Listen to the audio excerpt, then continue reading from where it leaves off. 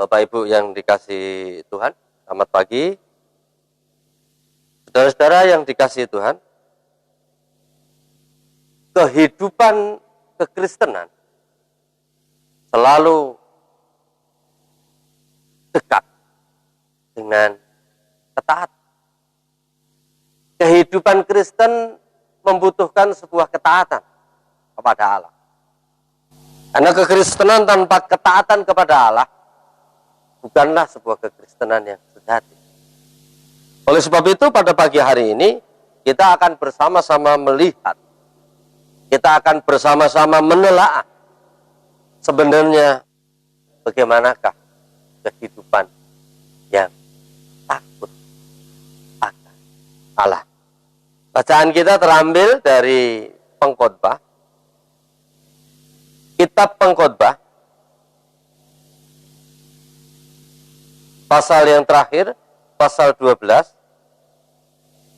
ayat 9 sampai yang ke-14. Pengkhotbah, ayat pasal 12, ayat 9 sampai ke-14. Mari kita baca bersama-sama. Selain pengkhotbah berhikmat, ia mengajarkan juga kepada umat itu pengetahuan. Ia menimbang, menguji, dan menyusun banyak amsal. Pengkhotbah berusaha mendapat kata-kata yang menyenangkan dan menulis kata-kata kebenaran secara jujur. Kata-kata orang berhikmat seperti kusa dan kumpulan-kumpulannya seperti paku-paku yang tertancap diberikan oleh satu gembala. Lagi pula anakku, waspadalah. Membuat banyak buku tak akan ada akhirnya, dan banyak belajar melelahkan badan. Akhir kata dari segala yang didengar ialah, takutlah akan Allah, dan berpeganglah pada perintah-perintahnya, karena ini adalah kewajiban setiap orang. Karena Allah akan membawa setiap perbuatan ke pengadilan yang berlaku atas segala sesuatu yang tersembunyi, entah itu baik, entah itu jahat. Berbahagialah setiap kita yang mendengar kebenaran firman Tuhan, melakukan kebenaran itu dalam kehidupan kita sehari-hari. Amin. Saudara-saudara yang dikasihi Tuhan Yesus, hidup takut akan Allah. Takut akan Allah ini tidak dimaknai adalah seperti ketakutan kita kepada hal-hal yang lain, bukan fobia, bukan. Tetapi takut akan Allah ini adalah istilah yang dekat dengan obedience, ketaatan. Hidup taat akan Allah. Kehidupan kekristenan tidak bisa terpisahkan dengan ketaatan kita kepada Allah. Pengkhotbah mengawali kitab ini dengan sebuah pemahaman bahwa kehidupan semua ada masanya. Kesenangan harus dinikmati. Yang muda bersenang-senanglah. Begitu pula yang tua nikmatilah hidup. Seolah-olah pengkhotbah memberikan sebuah gambaran sebuah kehidupan yang bebas, yang harus dinikmati oleh siapapun. Semua orang boleh berbahagia, semua boleh menganut jalannya sendiri. Seolah-olah seperti itu. Namun sebenarnya sungguh berbeda.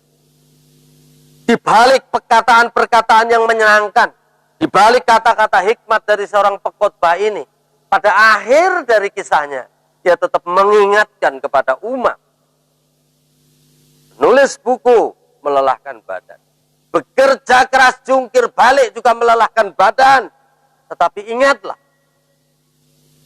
segala sesuatu akan dipertanggung. Jadi saudara-saudara, banyak kehidupan umat Kristen yang mulai meninggalkan ketaatan. Hidupnya terpaut dengan janji-janji Tuhan yang terkait dengan berkat. Mereka lupa bahwa ketaatan merupakan bagian tak terpisah. Betul. Engkau akan diberkati. Hidupmu akan diberkati manakala engkau taat kepada Tuhan. Tapi berkat tidak selalu berbicara masalah finansial. Berkat tidak selalu berbicara masalah kebahagiaan fisik. Tetapi justru secara tersirat dan terbalik pengkhotbah mengungkapkan, nikmati semua kebahagiaan itu. Nikmati kerja kerasmu. nikmati semua yang kamu punya, tapi itu sia-sia. Mengapa? Karena itu tidak kekal. Tetapi justru pengkhotbah kembalikan. Ingatlah, setiap yang kita lakukan harus dipertanggungjawabkan kepada Allah. Takut akan Allah. Setiap agama memiliki tatanan untuk takut. Ada perintah, ada larangan. Kita pun sama. Kita memiliki perintah yang harus kita lakukan. Kasihlah Tuhan Allahmu dengan segenap akal budimu, dengan segenap jiwamu. Kasih sesamamu manusia seperti dirimu sendiri. Ini sebuah perintah yang jelas. Apakah larangannya? Engkau harus menjauhi dosa. Engkau tidak boleh hidup dalam dosa. Engkau tidak boleh berzina. Engkau harus jujur.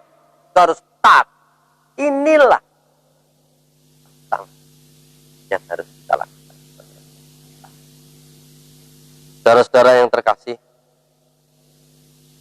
akhir dari segala yang didengar ialah takut akan Allah. Berpeganglah pada perintah-perintahnya, karena ini kewajiban setiap orang. Saudara-saudara, dalam kehidupan sehari-hari kadang-kadang kita bingung. Mana perintah Tuhan? Kadang-kadang kita bingung. Mana yang boleh dan tidak? Mana yang seturut dengan kehendaknya dan tidak? Seringkali kita kurang memahami hal ini. Sehingga seolah-olah kita berjalan dalam dunia yang gelap. Di tengah malam yang gelap gulita tidak tahu arah. Padahal firman Tuhan jelas. Hidup dalam rencananya. Lakukan perintahnya, engkau sedang berjalan di dalam kebenaran. Saudara-saudara, penulis pengkhotbah ini adalah orang yang sudah menikmati kebahagiaan dunia yang luar biasa. Secara dunia dia sukses. Dia seorang yang hebat, memiliki kekuasaan yang besar. Kenikmatan yang lain, kehormatan dia punya. Kenikmatan untuk menikmati makanan dia cukup. Keindahan dunia dia nikmati semua. Kenikmatan sebagai seorang ilmuwan dalam berpikir. Dia pun seorang ilmuwan yang hebat. Seolah-olah sempurna dalam diri dia. Tetapi justru semua yang didapat itu dia kembalikan kepada Allah. Itu semua sia-sia kalau tidak dipertanggungjawabkan kepada Allah. Itu semua sia-sia kalau tidak dipersembahkan kepada Allah. Bapak Ibu, bagaimana dengan hidup kita?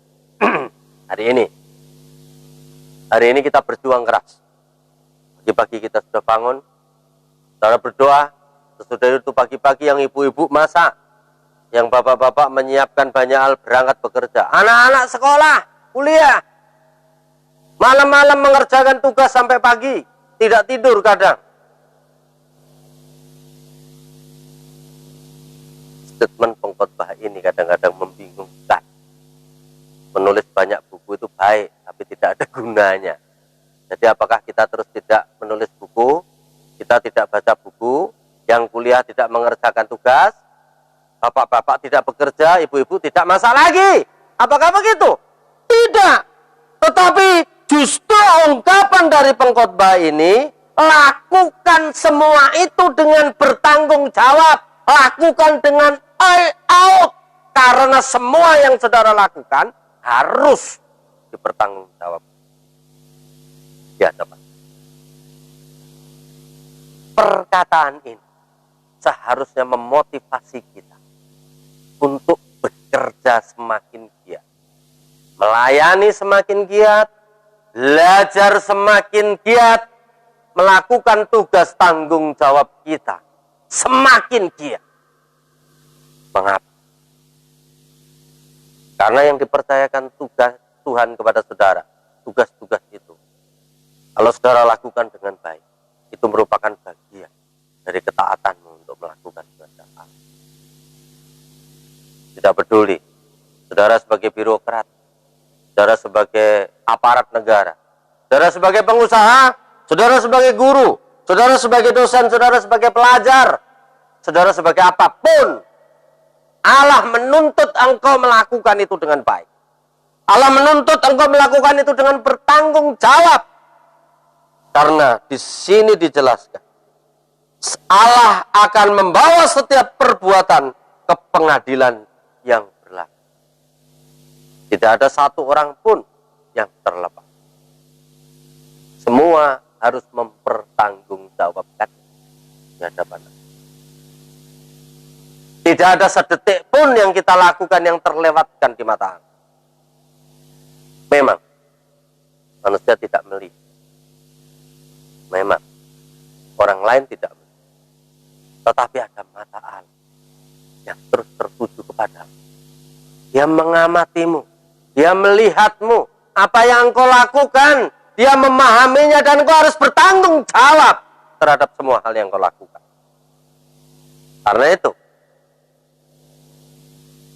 sebagai pekerja, bekerjalah dengan bekerja dengan jujur, bekerja dengan bertanggung jawab, mengupgrade diri supaya potensimu bertambah besar, engkau semakin dipakai Tuhan luar biasa. Sebagai pelajar, sebagai mahasiswa, engkau belajar. Kalau standarnya 8, engkau kejar angka 10.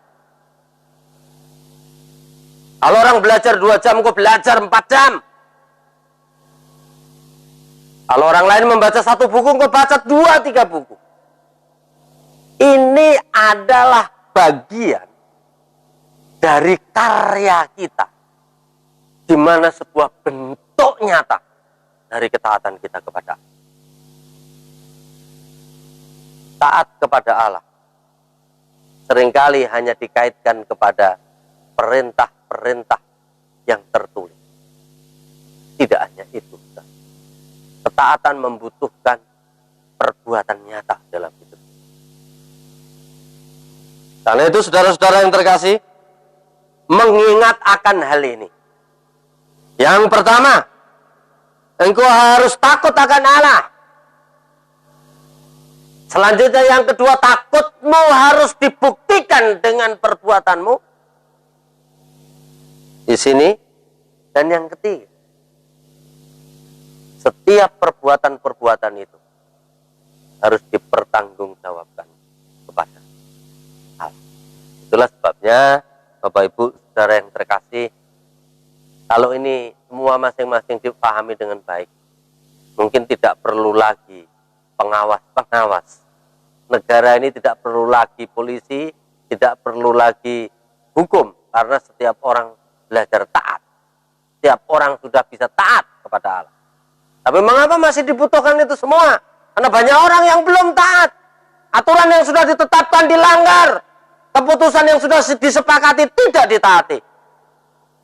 Sama. Ketetapan yang Tuhan berikan kepada saudara dan saya, sering kita melanggar. Karena itu hari ini, pagi ini, melalui khotbah ini, mari kita merefleksi diri kita.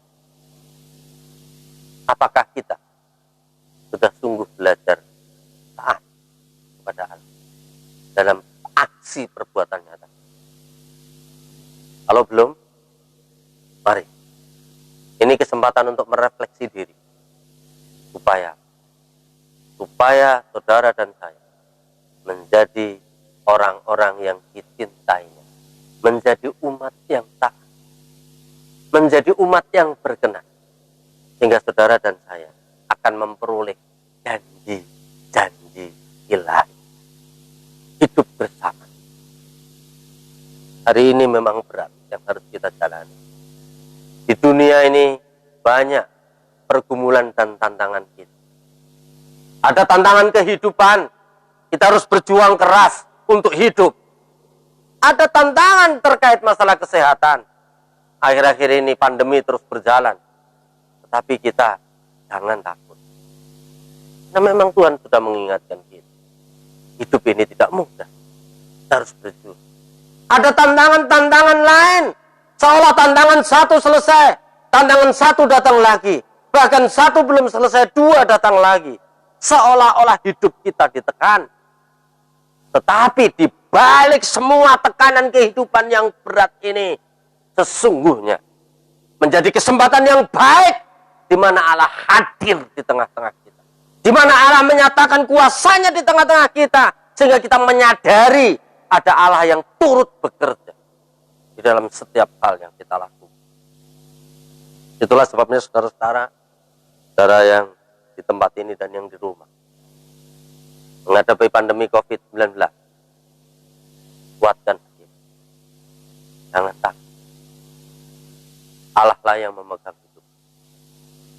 Tetapi tetaplah berjuang sebagai anak-anak Allah yang takut akan Tuhan. Dia melakukan kehendak Allah. Dan percayalah, tidak ada yang sanggup merenggut hidup kita. Karena di dunia ini kita tidak kekal. Dunia ini hanya sementara. Ada kehidupan abadi yang disediakannya, tidak pernah bisa diambil oleh siapapun, yaitu hidup bersama Bapa di surga. Itulah yang membuat kita harus kuat. Itulah yang membuat kita tidak boleh takut menghadapi tantangan ini. Tetapi maju terus. Sebagai umat Tuhan belajar taat, belajar setia. Jangan menyerah dengan keadaan. Amin. Kita maju. New situasi yang baru. New normal. Kita hadapi dengan iman. Tatanan-tatanan baru yang akan ditetapkan. Bukan negara yang menetapkan ini. Tetapi keadaan kondisi alamiah lah yang menuntut kita melakukan hal ini. Mari, jangan takut. Kita jalani kondisi baru dengan pola-pola yang baru. Tetapi satu hal yang tidak boleh ditinggalkan. Engkau harus tetap takut, bersandar, berharap, dan berpaut kepada Tuhan Yesus. Amin.